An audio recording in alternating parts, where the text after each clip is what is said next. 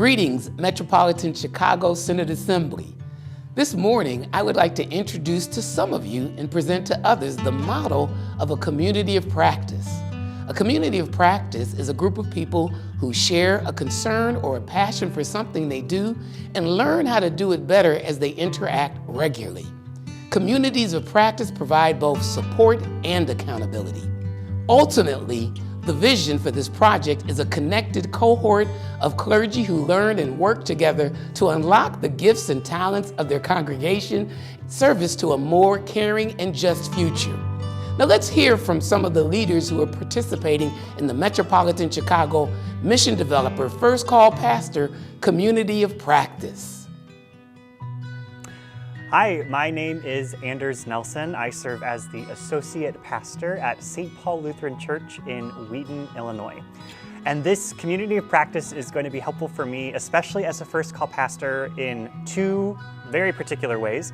First, as a space in which, as an associate pastor, I have some creativity and the ways in which I get to approach my call to ministry and sort of do some intentional formation in my space.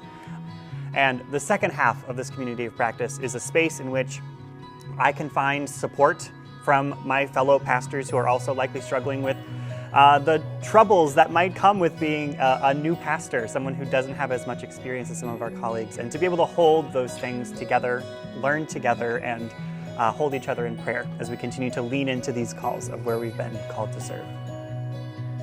My name is Troy Medlin, and I serve as the Associate Pastor at Grace Lutheran Church in River Forest, Illinois. We're an independent Lutheran congregation, but I'm rostered in the Metro Chicago Synod. And this community of practice is going to support me as a first call associate pastor in many ways. One very important way is by surrounding me with a group of colleagues who are there to share wisdom, to support, to come alongside, to remind me that I'm not alone and that together in this work we can be better than we are just by ourselves, and also support me by giving me a place to grow in wisdom and experience, to be challenged by diverse voices that will make me better in my own ministry context. This community of practice marks a distinct change in our approach to first call theological education. Our goals haven't changed, just the methodology.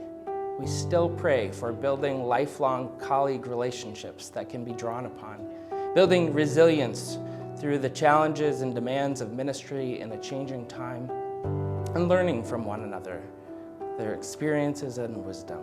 Community of practice allows first call pastors and deacons to dwell in topics they likely have talked about during seminary.